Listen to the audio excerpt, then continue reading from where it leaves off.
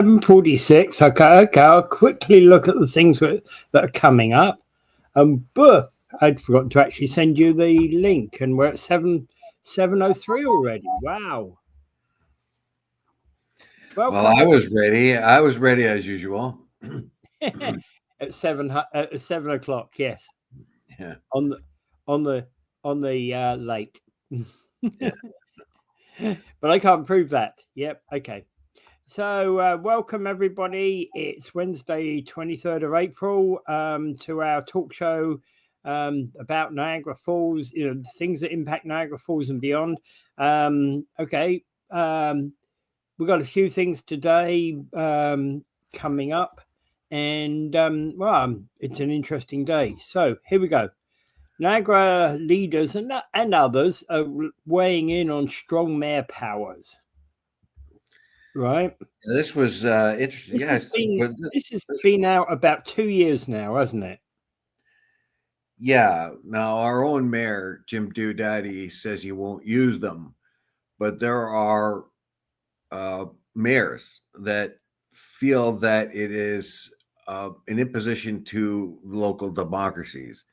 Yeah. And of course, the reason why this came in was to speed up housing development. We found the Ford government claims that, and he's probably right, that there were so many housing starts that were held up by bureaucratic entanglements, and it was time to get things done. So they assigned superpowers to the mayor, and this was supposed to work. This was supposed to speed up that kind of thing, but there are many mayors and councils worried about where this could go. Well, okay. You said Jim Diodati was opposed, but he has used strong mayor powers 8 times, according to this article. Yeah, he says he didn't intend to use them, but it says that he has used them. So where has he used them? Well, one of the instances was directing the CAO to prepare the 2024 budget. That's what they're supposed to do. The strong mayor's powers are supposed to direct. It's supposed to be his budget, basically, but he directs the CEO, of course, to make the budget. Yeah, but I'm presuming I don't remember exactly what happened on the 24 budget. I'm presuming though there was some issues regarding its preparation. And the point, one of the points about the strong mayor powers is that this comes from lawyer John Mascarin, who's a principal land use planning lawyer with Ed Burles, and said strong mayor powers would mean that a budget must be prepared by February 1st. The ability to hire and terminate department heads is part of that. They have to accelerate provincial priority issues such as housing, along with infrastructure for residential development such as roads, utilities, services, etc. Allows the mayor to veto any bylaw that could interfere with a provincial priority, and would require council to issue advances to consider an issue that advances a provincial priority. And the other one is to hire or terminate the CAO. Yeah, so it gives the mayor a few extra powers, but the council and even some of the mayors don't particularly like it because they feel this is an imposition of the democracy of the municipalities. Yeah, and Niagara on the Lake councillor Sandra O'Connor has actually raised a motion in the Niagara on the Lake Council, which will be heard on April 15th. Which will be heard on April 29th, so next Tuesday's meeting, and they will be her thing is to rescind any use of the powers by the city. Yes, I'm trying to find where Diodati comments here.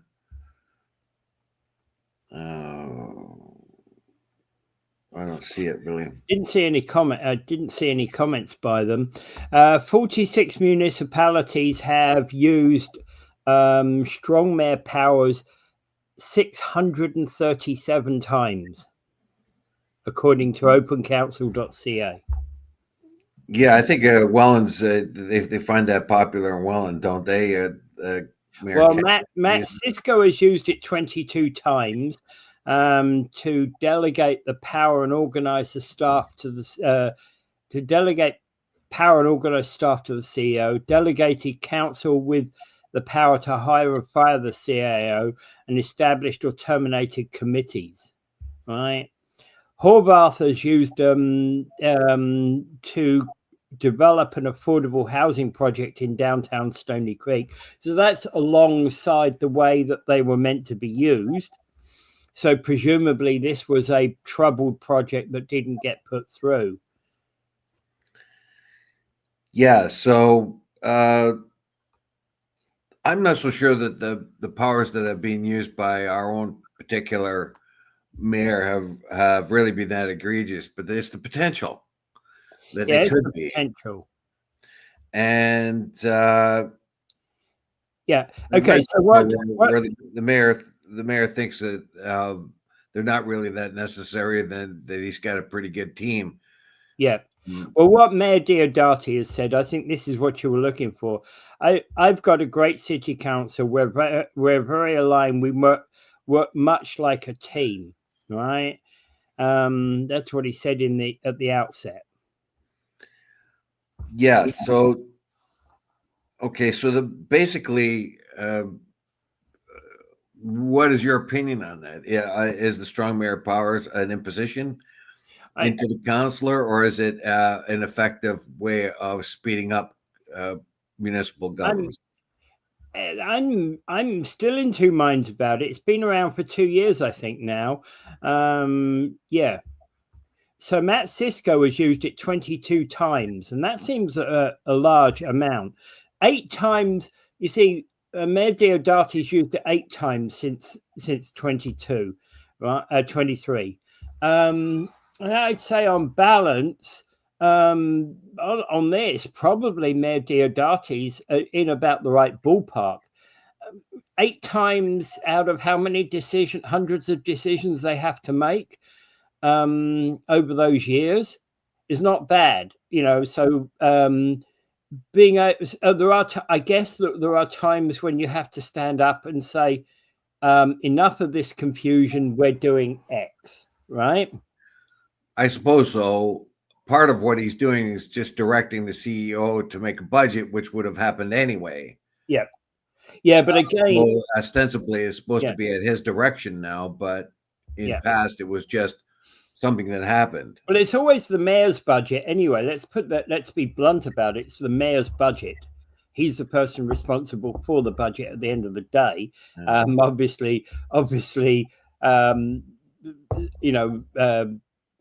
politicians are not economists or financial people necessarily. So this is telling me that the provincial government actually thinks that the ordinary system of municipal government isn't working, is ineffective, and it doesn't meet the needs of the municipality all the time. This is kind of a bit scary in a way. You want things to be you want to remove that bureaucratic or that sort of that endless impediments to building or other things, and where you can have a voice that just says, okay, go ahead and do it. I mean, there's lots of provisions on it, like the councils can veto, the mayor can veto what the council does, and then they have to come back at them with, can delay that and all. There's a few provisions in there that seem to be a safety net, but but where will it go after this? Is it basically the province saying, look, municipal government doesn't work very effectively, so we're gonna make it so that it does, and at the same time remove some of the power of the councillors or the rest of the. Well, at the end of the day, the people who are, doesn't matter how much Premier Ford would like to say, hey guys, we've got to build more homes, build. It's ultimately, at the end of the day, it's the responsibility of the municipalities to agree or disagree any housing plans that are put up there. Obviously, council has a broader role than just housing. It's got commercial development. It's got other things like traffic lights and utilities that we need in the city within its powers. But that ability for development and planning is how we develop the housing in this area. And that should always be, if you think about it, always in the hands of a local politician. It shouldn't be somebody from, and I don't think Doug Ford even wants these powers. Doug Ford shouldn't be able to say, hey, you're going to build a 600 unit apartment building on McLeod Road. He doesn't want those powers. He wants somebody local to actually make decisions upon that, given that they've got those powers, they've got local knowledge. Here it says Aurelia Council voted 7-2 in early April to tell the province to rescind the powers granted to the city mayor, calling them unnecessary and undemocratic. At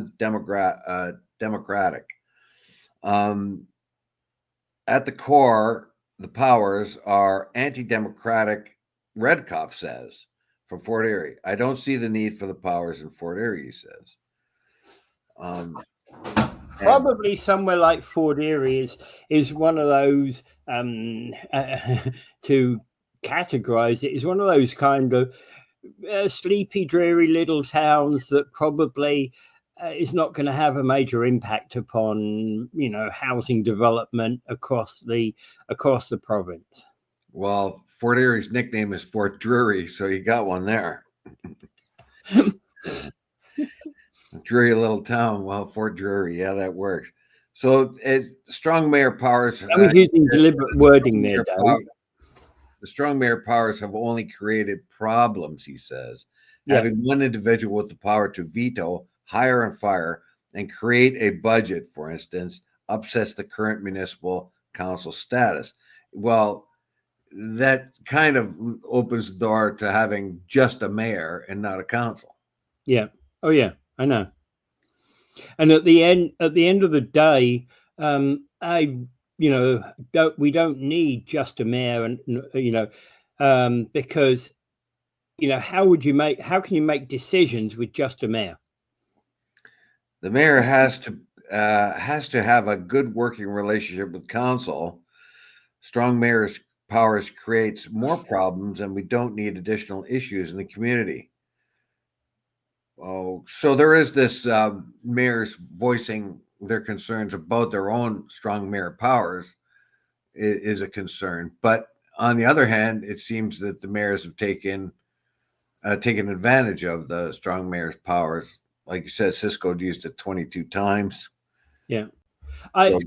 Given what Matt Cisco said about these at the very beginning, he was firmly opposed to the use of strong mayor powers, and I find him signing up and using them 22 times is odd. Because that's opposed to where his initial position was. Where I think Jim Diodati, when he first came out, he was not opposed, but he was also very cautious about them. And I think 8 times is not a bad record. Yeah, and as Mike Cushman has pointed out here, most of this idea is about real estate and pushing through the real estate agenda. Not good, he says. Yeah, that was the initial reason for the strong mayor powers, is to get housing starts. Yeah. But has it increased? How many bags of worms does that open up? Yeah, but here's the question: has it increased housing starts? There's a very valid question. We've got so many projects here in Niagara Falls that that have not started, by the time, I could walk around this city to sites that I know that were buildings going to be put up, and high-rise buildings going to be put up, and it's like there's nothing there, not even a hole in the ground in the vast majority of them. One or two, there's a hole in the ground, like the one at Stanley and Ferry, which is a big eyesore, and we need to get that one moving again. But there's just so many that where you've just got a fenced off area and there's supposedly a development happening. Yeah. There's a big hole in the ground on the meteor crater too. Yeah. And that one's like, well, that one's a different issue anyway, but that's been going on for about 6 years now. Yeah. So so will it, like, you cannot abrogate the environmental part of that. That's been stalled for 6 years because there was environmental concerns. Yeah, and that's exactly. And I'm not, in this regard, I'm not so concerned about the Park Street crater, because I think that the right decision was made in relation to stopping that development. So here's a potential, like, let's say somebody wants to develop the Park Street thing, and then they start to schmooze with the mayor. We'll give it to your campaign, or of course I'm being facetious here, but some developer gets on the good side of the mayor, and council doesn't really like what development might come on Park Street, but the mayor can sort of start interfering with this process and maybe streamlining it for a particular developer. Is that a possibility? Yeah, that's with the strong mayor powers. That of course has always been the fear of the strong mayor powers, right? Yes, it's a possibility, because you take the Andrea Horvath thing, what she did in Hamilton. She used the powers to develop a project, an affordable housing project in downtown Stony Creek. Well, one could argue that project was needed, absolutely.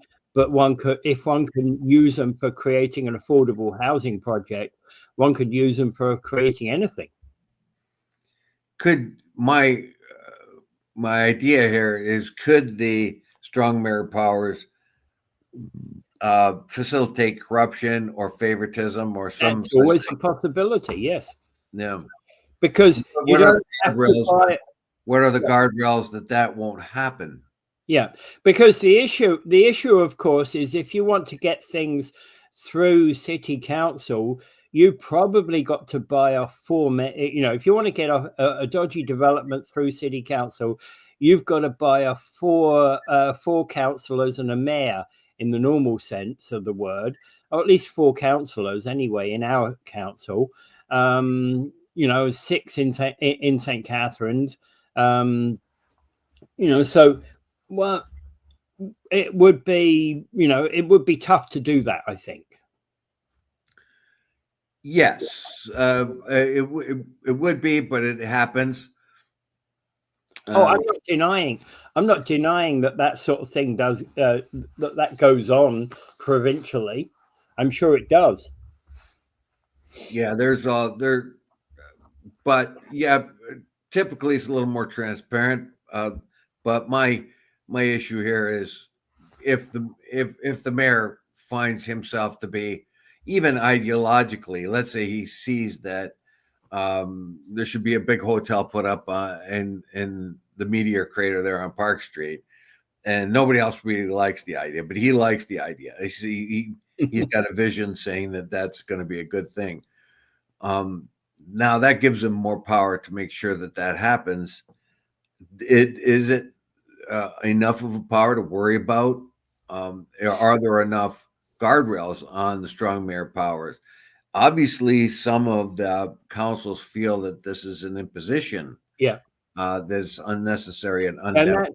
That's exactly O'Connor's position in Niagara on the Lake.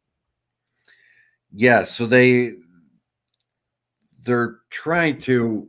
These mayors are trying to take issue with the strong mayor powers, saying that they're undemocratic. And has anyone really looked into the future of what could potentially happen. Of course, the strong mayor powers were initiated, just like Mike Cushman said, to boost real estate and to sort of cut some of the red tape around getting houses made and done and put together. However, that bypasses council, and we voted for council. They're the ones that are supposed to be making that decision. So what it says to me is, yeah, we got a council to make decisions, but if they don't make the decision the mayor wants, he can do something about that. Well, okay, then the other question about this, of course, is the one criticism that most people will have about city councils generally, not talking about ours or any specific council. Biggest problem about council is it just takes so frigging long to do anything. You know, I've got 2 years to even approve a project. Then I've got 2 years before I can even start building. I just want to put my spade in the ground now, you know? Yeah, I so there was good reason. Now, this specifically came out for the real estate, like Mike said. Now, ostensibly, it is we're not getting enough housing starts. We need housing. We're not getting enough housing starts. We find impositions to this in NIMBY, and people don't want this kind of development in their neighborhood, and this and that, and they're that kind of thing. And councilors are responding to objections to certain development, and let's get past that. But clearly, that's what it says. But clearly, on my 10-acre plot of land, I can't just start building houses without the council say so. So clearly, that would be something that is completely out of order. Even if my plot of land, my 10-acre plot of land, was actually a plot that was completely acceptable in the city plan for residential housing, I can't just build houses out there. You know, I can't just get a crew together, say, hey, lads, come on in, let's just start building today. That simply isn't going to happen, right? There has to be rules in place, you know, which is why you take your plans to the city hall. But again, what we also have found, many developers have found that there's a lot of red tape involved in that. If you got 10 acres, you know, where you live, if you've got 10 acres, a nice little amusement park would be just perfect. Yeah, but yeah, you know, I'm just using an example. You know what I mean? Yes, I do. Yeah. Yeah. So this is, these are the issues. So I think it's relevant that mayors themselves are want these rescinded, and perhaps there's some other way of streamlining or anti-bureaucratizing housing developments or other things. Like I said before, was meant to accelerate building starts, but what other consequences does the strong mayor power have? Yeah. And I think we should look clearly at that. Yeah, fair question. And it's not a question that's going to be answered in the next 24 hours or even right in the next 15 seconds. No. All right, let's move on. Robert Kennedy is set to announce a ban on artificial food dyes for cereals and cereal snacks and beverages. Hey, so does this mean the return of green Coca-Cola? I don't know that when we talk about Kennedy, he gets a lot of flack because of his ideas with. Yeah, but what he's talking about here is banning artificial food dyes in the US. And I think artificial food dyes, that's a good idea to stop that. Well, yeah, that was my point. Up until now, he's been a hugely controversial figure. But this is one of the things he said from the very beginning. And when somebody said to me about RFK getting that position, you know, you're giving that portfolio to a nutcase. But I said there's a couple of things that might be a silver lining. That was one of them. The artificial flavors and colors and stuff that are being put into cereals and other things that Americans eat. Yeah. Are not good. Yeah. I think this is something that the the colors in Fruit Loops have always given me, you know, just to mention just one of the cereals, and not attacking Fruit Loops here, but the colors in them, when I look at the box and go, whoa, really? Well, this is yeah, and we find that in Canada, the Fruit Loops and other cereals are a little bit duller colored because the Canadian government won't permit those artificial colors and flavors here. They have to Yeah, be natural based. So they are a little bit less flashy. yeah. Uh, so, but it takes away chemicals and stuff that are kind of dodgy. So he is going up the right tree in this particular case. Yeah.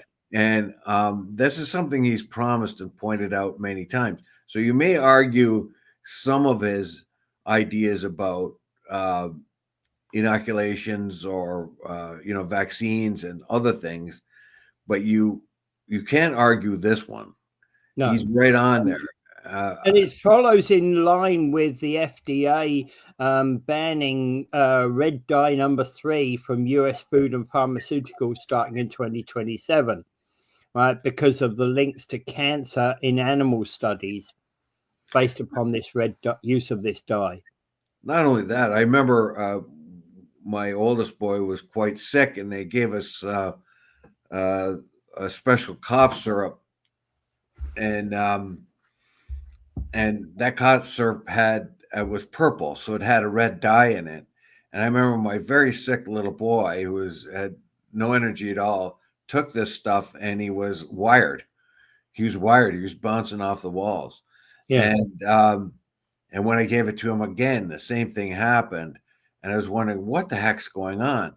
And then I read up, or my neighbor who took care of children she had a daycare, told me quite clearly that that was probably the dye, and that it had. And then I looked it up, and yeah, that red dye does cause activity in some children. And so he's got a very good point there. What are we doing? There's a number of petroleum-based food dyes out there used in candy and baked goods that include blue, red, and yellow, which have been used in all manners of foods. And synthetic dyes are found in dozens of popular foods, including M&M's, Gatorade, Kool-Aid, and Skittles. You have to wonder why the FDA let them get through when they can't be put through in Europe or Canada. And the reason here is the powerful lobby that they have over the government. So your ordinary everyday scientist says, well, this dye is really not that good. It shouldn't be put into food. And then you've got this powerful lobby that comes in and starts lobbying the politicians and stuff, and all of a sudden it's okay to put it in. Yeah. So the lobby, the power of the lobby in the States is stronger than it is here. Yeah. And so you have these dubious chemicals and things being included in food. Now, if you're eating Cocoa Krispies or Fruit Loops, I would suggest you don't even bring them into your house. Don't give them to your kids at all. Yeah. They're packed with sugar. They are any kind of vitamin or food worth is added afterwards, and they are addictive cereals because they're full of sugar. I would say that if JFK wanted to do something secondarily to this, would be to make sure everyone knows the amount of refined sugar that's going into everything, particularly things like cereal, are having a detrimental effect on people's pancreases all over the place. Yeah. Diabetes has increased incredibly in our civilization because of refined sugar and how easy it is to put into everything for flavor enhancement. Well, sugar is today's tobacco. Exactly. It's today's tobacco. It is going to have it took a while for them to figure out how the detrimental effects of tobacco and how long it will take. The sugar thing is the same thing. if you get like 20 teaspoons of sugar in a can of Coke or something like that, that's quite a shock to your system. We haven't been evolved to take on that kind of concentration of sugar, and so it has a real powerful. It works hard against your own internal organs. And the worst of this is that if you pick up even the most savory of products and pick the can up and look at the label and you read through it, and you'll see salt and sugar in many of these items, and you think, how the hell can there be sugar in this thing? Because it tastes bitter. Yeah, well, they put just enough in to offset that kind of thing, and there are flavor enhancements. And when they were trying to replace fat, basically in our diets, they replaced it with sugar, which actually had a even worse effect, because our body had to create fat in our own system, because it was like too much energy for us. So what we do is then convert it to fat. But it also has a huge detrimental effect on the pancreas. And we find that the diabetes thing has gone through the roof. Is way beyond normal levels of occurrence. And that is because of refined sugar. And for example, in 2008, British health ministers agreed to phase out 6 artificial colorings by 2009, and European Union banned colors and required warning labels, banned some colors and required warning labels on others. Yeah, you see here, let's say if we had a Fruit Loops trade imbalance between Canada and the United States, right? So they say we haven't imported enough Fruit Loops into Canada. This is sort of an example. You can say, well, we can't import your Fruit Loops because they have these artificial colors, and then Trump will come along and say that's a unnecessary impediment to trade. That kind of thing. So the health concerns of the population are going to be a problem with agricultural products going back and forth. Yeah. We know that the Americans are allowed to use more growth hormones and things in their chickens and their beef and so on.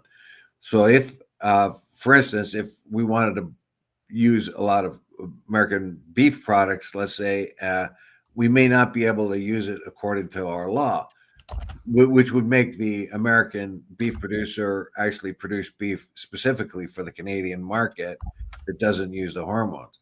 So when you get a guy like JFK, you got to look at what's good about him and what's bad about him. In this particular case, he's a strong voice in this particular case.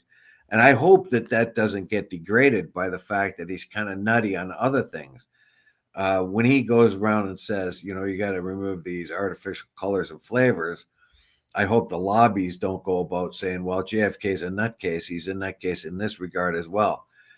I think that another thing that RFK, wanted was more exercise, better diet and more exercise.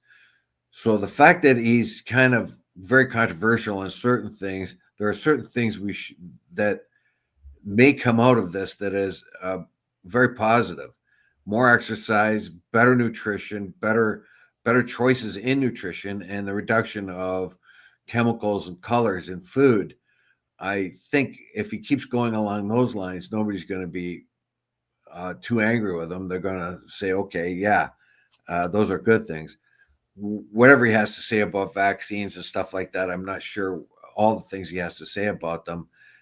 But the occurrence of autism and things like that has not really been scientifically proven. However, he does make points that there are more occurrences of autism now than before, and evidently, although I can't vouch for it completely, he's pointing towards vaccines for that occurrence. I don't know about that. I'd like to see the medical evidence to back that theory up. Yeah, with the medical evidence and all that, you really have to worry about how the FDA is lobbied. We find every once in a while that something that gets bothers me a lot. Yeah. Yeah. The agricultural lobby was able to lobby actually a Harvard professor once that pushed for the inclusion of sugar, and this was contrary to the findings of a special government agency back in the 70s that warned about replacing fat and oil and that kind of thing in your diet with sugar in processed food. Yeah. They brought this out that would only cause obesity in the long run, but the powerful agricultural lobby elicited the support of a Harvard professor, and at the bottom of it was a lot more money going into Harvard, and that's why he supported it. He didn't support it on scientific grounds. He said he did, but basically it was about money. So follow the money is what I have to say. Yeah. All right. All right. I think there's a right step in the right direction here, but we need, there's some other ones. We need some movements on other things as well, in reality. So as nutty as RFK is, in this particular case, I think he's right on. Yeah, absolutely. All right. Okay. There were no applicants for Welland's Integrity Commissioner position. Now, let's be clear on this. This isn't like a job that you can apply for. It's not a job that you and I can apply for. I could.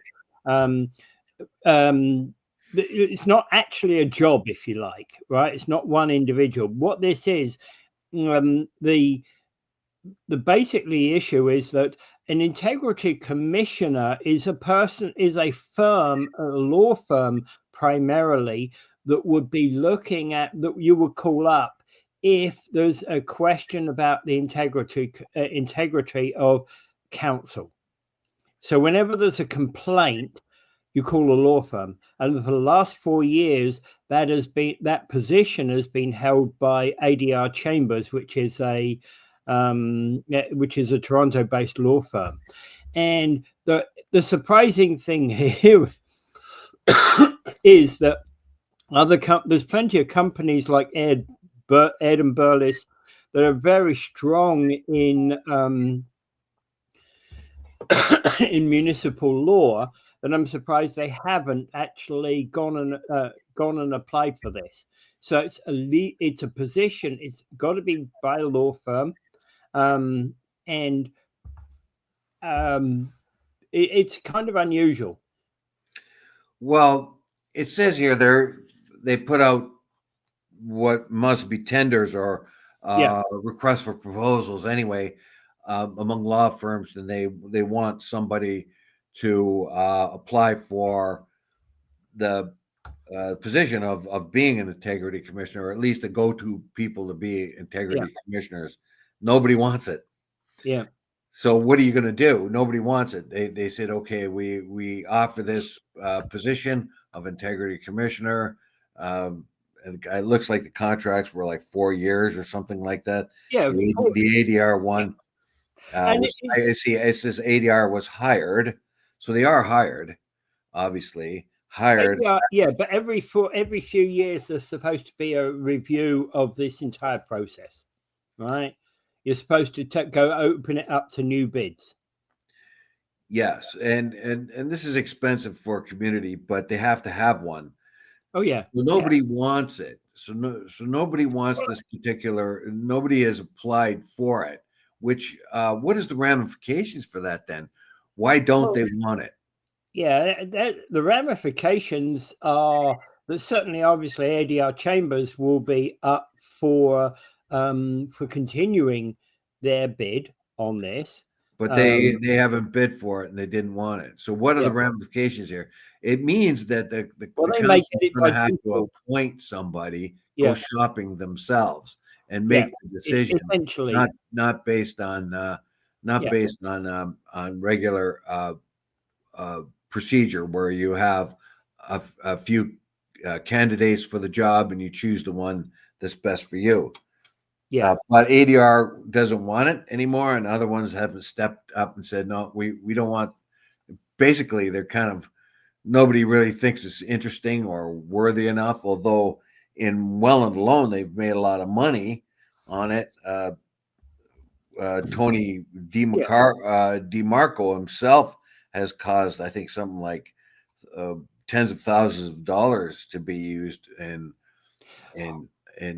because of the complaints Yeah. against him. Well, for example, typically an integrity commissioner is going to bill anywhere between about $250 to $300 an hour, maybe even higher in certain circumstances. Typically, there would be, recent payouts have included 59,000 from Grimsby, 77,000 from Niagara Falls, 40,000 from North Shore, 39,000 from Chatham, Kent, 94,000 for Kingston. So I would think that this would be worth something in the region of 40 to 60,000, like Grimsby, like the Grimsby thing at 59, and you'd get paid, obviously 90 days in arrears by the city for doing so. Is there any kind of retention money they have to put out for the integrity commissioner, or they just come in at well, actually, I don't know about what the retention money would be, but it probably would be a retainer. There'd probably be a retainer, let's say a 10 grand retainer or something like that. Otherwise, yeah, because these would be kind of unplanned things for because you don't know a legal company or a legal firm would then have to be ready to take on unplanned and exactly. So for example, if I were doing it, or if my firm were doing it, we might not get a single call in the entire year, right? Or the other alternative is we might get 3 calls in a month. Yeah, I mean, get swamped. Yeah. Well, exactly. Is it a pain in the ass job? Is that why ADR? Now it says here ADR was hired in 2021 after the previous integrity commissioner Harold Elston resigned, and the council rejected hiring Robert Swayze, a lawyer with decades of experience who had carried out 2 investigations. So it doesn't explain why he was rejected, and now they find themselves in a situation where the lawyer firms are rejecting them. It seems, we don't want your job. Well, ADR Chambers is a firm that has particular. I actually know of ADR Chambers, and they do a lot. They do integrity commission type work, but they're primarily handling banking ombudsman type work. So it's way out of their league, really. So now, when you have to go shopping, it says here the council will be asked during their meeting Tuesday to appoint Rebecca Hines of Toronto-based Hunter Legal LLP. Well, they're looking for somebody. Are they going to be stuck with somebody who's very expensive now because nobody wants it? Yeah, I don't know. Did you say Rebecca? It says Rebecca Hines. Yeah, I know nothing about Rebecca.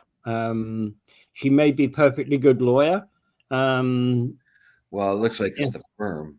Appoint Rebecca Hines of Toronto of Hunter Legal LLP. So yeah. So I find it very curious that you're in a situation where you don't want to. It's like when New York City back in the 80s put out proposals to take on the debt of the city, and they found no lenders. What are they going to do? Okay, so here's a big question: Are there similarities in other? When you ask that question about why would nobody want to do the job for Welland, I'm not thinking, okay, we all know there's a special case in Welland, but are there any other instances in other municipalities where finding an integrity commissioner might be challenging? And yeah, there have been issues with other municipalities over time. Yeah, I don't. And when they talked about the ward councilor for Tony DeMarco and how much money he has cost the through integrity commissions, that kind of thing. I don't know. I don't know. Like he says here, DeMarco is hit with a pay suspension of about $4,600 for verbal attack on Axiac. So uh, I don't know. He seems to be a problem counselor that may cost the city of Welland lots of money. That's up to the city, the people of Ward 4 or whatever, to get rid of them or whatever they want. But do you then now begin to, if you have a council that continues to cost the city money, do you now begin to withhold their money that they're being paid? Didn't Iannoni get suspension of her wages? She did. Yeah. Quite significant suspension of her wages. But we haven't had any similar incidents since the 22 election. Well, it's just a matter of time before Lori Lococo goes completely mad. And oh, I don't think so somehow. Well, that's why I said it, because it was so unlikely.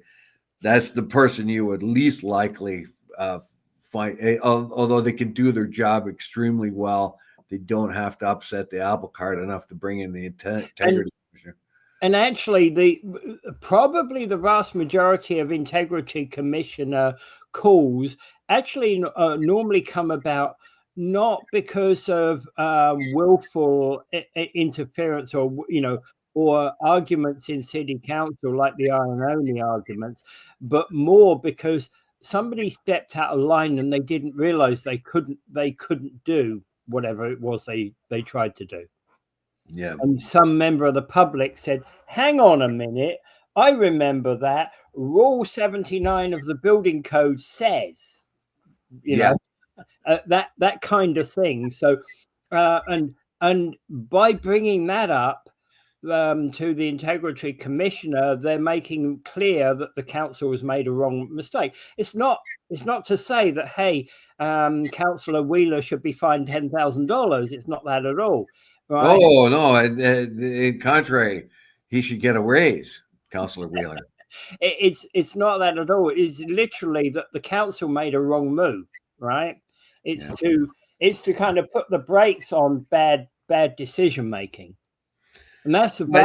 I just thought that was very interesting that the city of Welland could not entice anyone for request for proposal, and that's kind of embarrassing. Maybe it's kind of embarrassing that a legal firm says, no thanks. We could live without your money and your job. Maybe it's your anchovy pizza situation. Yeah, it could be. Yeah, it could be. Like why? When you go to a legal firm, we'll do any integrity commissioning anywhere in Ontario, and there's a little clause, except Welland. Okay, Canada election latest thoughts, everything, and I noticed that the Polyev has now put out a costed election platform. I'd like to hear from Gary Wilkins. He went to see the Conservatives. I think it was in Vaughan, he said. Yeah. And he did text me that the place was. Well, he's not on this morning. I haven't seen him comment at all this morning. Oh, okay. Yeah. Well, when he does come back on and we see him, I would like to have his intake into that. Now he's gone off to support the Conservatives. I'm not surprised. Gary's that way anyway. I'm not surprised. Gary sees himself as a true blue Conservative. Well, yeah, I have no problem with that at all, of course, because Conservatives are a very good, well-established party in Canada. I have no problems with that at all. I have no problems with any political party really in Canada, but I would like to hear his take on what's going on there. Now, to me, despite the fact that Poilievre seems to be picking up political points from Trump and that kind of thing, I don't think it's serious enough to think that he's authoritarian or whatever. As you pointed out yesterday, the lead is narrowing. Where from today's, according to today's polls, which are of course a week old, Liberals are at 43.1% with Conservatives at 38.4%, but they're still expecting the Liberals to get 191 seats and the Conservatives 123. Yeah, we can pretty well figure the NDP are completely wiped off the map. Almost completely, I would say. Yeah. 5. They're struggling even with their strong seats. They're historically strong seats. The people of Canada see this as a two-way. Well, Bloc have gone down. Bloc are down as well at 23. Yeah, they're actually plunging too. Yeah, this is problematic for me because I do not want to get anything that resembles the American system where you have only two parties, or basically only two parties that matter, means polarization. Yeah. If the election, no matter who wins, whoever wins, whether it's Poilievre or Carney, it's going to be one of those two. Yeah, I think they should just kind of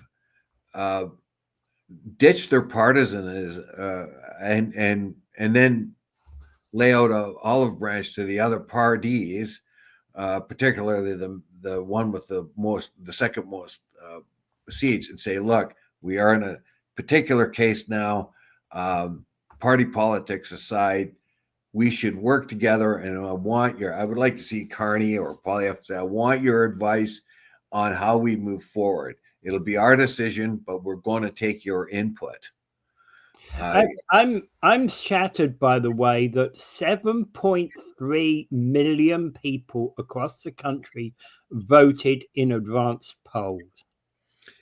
Yes, we're looking like we're going to have a historical turnout. And who do we thank for that? Donald J. Trump. Yeah. Right. Donald J. Trump was responsible for the revival of making even the Liberals. They're likely going to win, it seems. But who do they have to thank for that? Trump. We're going to have historic turnouts in the election. Who do we thank for that? Trump. Yeah. That guy's unavoidable. Okay. The other note that I saw, it says the chances of each party winning, 80% probability of the Liberals winning a majority parliament, 15% of them winning the most seats but not a majority, 4% of the Conservatives winning the most seats but not of a majority, and 1% of the Conservatives winning a majority. Yeah, that could all change, though. It depends. That can change in an instant, but we're in territory now. Remember, these polls that I'm talking about a week, people were asked these questions a week ago. They're not questions that are being asked today. I think I think that the fact that Conservatives are less likely to be polled will, in my estimation, I think there's going to be a lot more Conservatives come out and vote. I think the Conservatives are going to come out in droves if they can. So I think weighting it so heavily towards Carney may be a mistake because the polls have typically not been able to consider Conservative votes as well. Yeah. And the question here really comes down to, for example, here in Niagara Falls and Niagara on the Lake, in this constituency, is going to be currently it's the last poll I saw was Liberals slightly ahead of Tony Bordenelli. Then what you were talking about Conservatives coming out at the last minute to support Bordenelli might make the difference between this being a Liberal or a Conservative seat. I think just about everywhere. Remember, Polyev has done a bang up job in the Conservative Party and getting a lot more support from conservatives. So I think I think at the grassroots level there are a lot more conservatives out there than you think.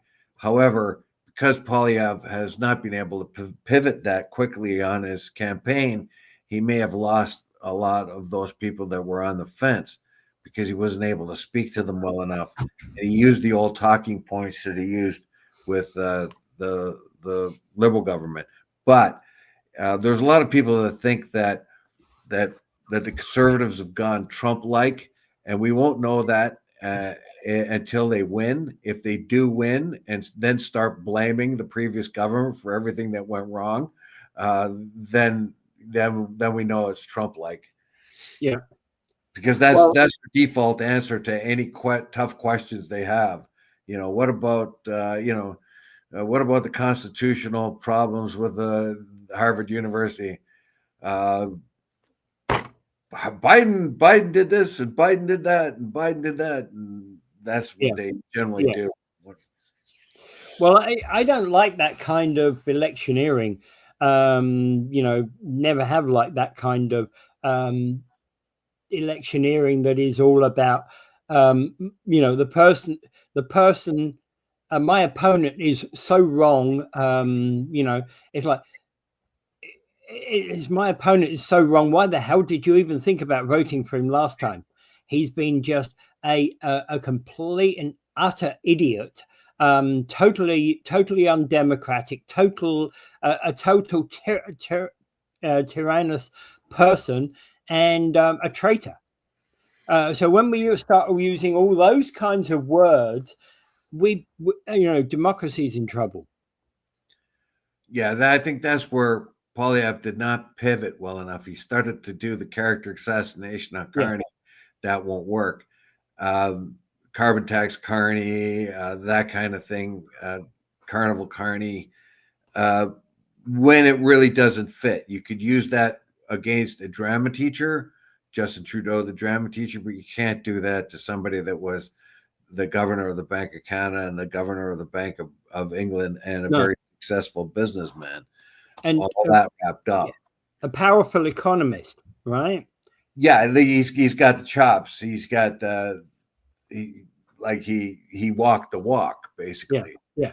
So I'm afraid there are some, I think with Polyev, he should have just concentrated on this is the same government basically underneath, and not questioned Carney's ability so much as the ability Carney will have when he's using the same old ministers with the same old ideas, even if he has even if he has revolutionary ideas to change the economy. How is he going to break into the liberal sort of bureaucratic nightmare? And that would be a fair enough approach. I understand exactly that approach as to how you're doing it. Yes, Carney may be the brand new sparkling shiny leader, but remember you've got all these people behind him that are exactly the same as the people who worked under Trudeau. Yeah, and even if he has a great idea, how is he going to be able to change their mind? Yeah. And what about the incredible, huge bureaucracy of the? I would concentrate on those things myself if I was him. Also, his own.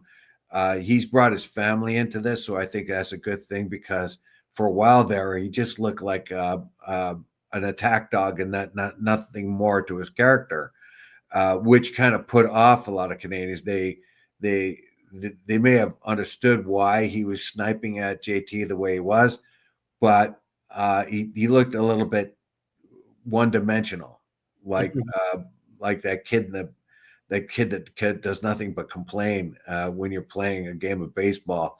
He complains bitterly about whose side is whose gloves got what, every little detail. Yeah. So I feel that underneath all of that, he would be a very capable leader.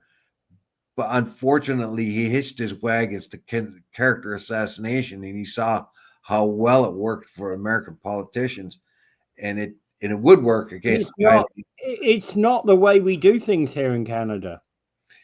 No, but it did have some track record there because the Liberal government was so folly ridden, and Trudeau himself just wasn't looking that well, and he was a drama teacher and all these other things. Okay, we got a comment from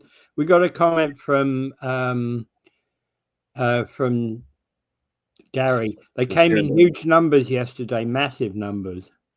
Massive numbers.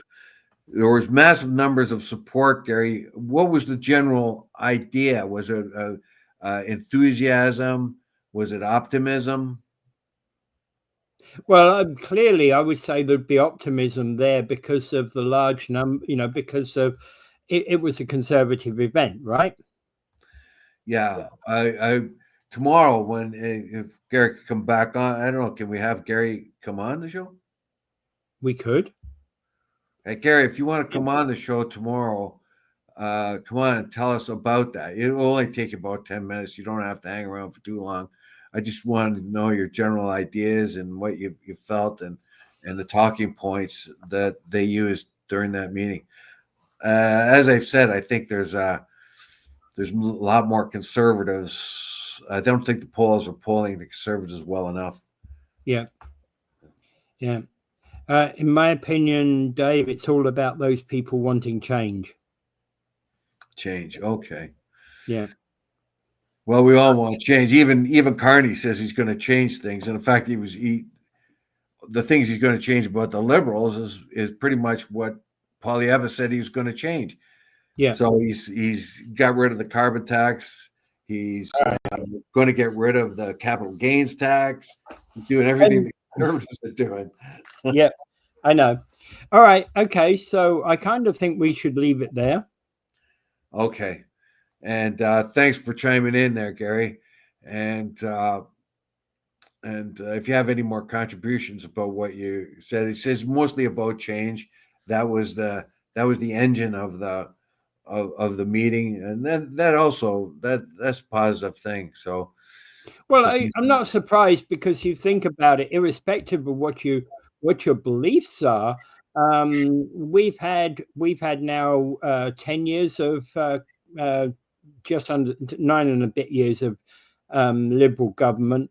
Change would certainly, whoever the opposition party is, whether it's NDP or Conservatives, the change would be in the offing, right? We would have had a change in government if not for our buddy down south, the Donald J. Trump, and slurring and demeaning Canada as much as he did. It has frightened Canadians, and unfortunately for the Conservatives, who I think it would be their turn to govern in normal circumstances, they're not gonna get that chance. They might not get that chance because might not. You don't know for sure. Yeah. And like I said before, the Liberals, the Donald J. Trump is on the Christmas card list of the Liberals, every Liberal in Canada, because they were going to be completely vanquished if not for his.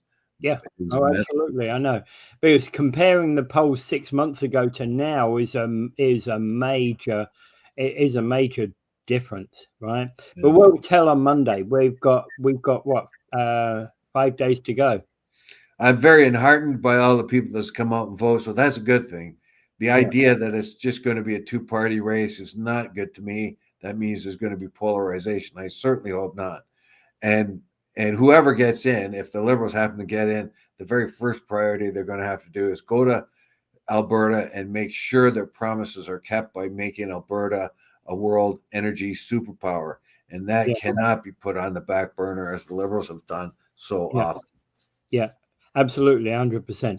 All right, so I think we can call it quits at that one. Yes, indeed. And thanks, everyone, for listening. And without further ado, I bid you adieu, and please do not forget the outrages that are happening in Gaza.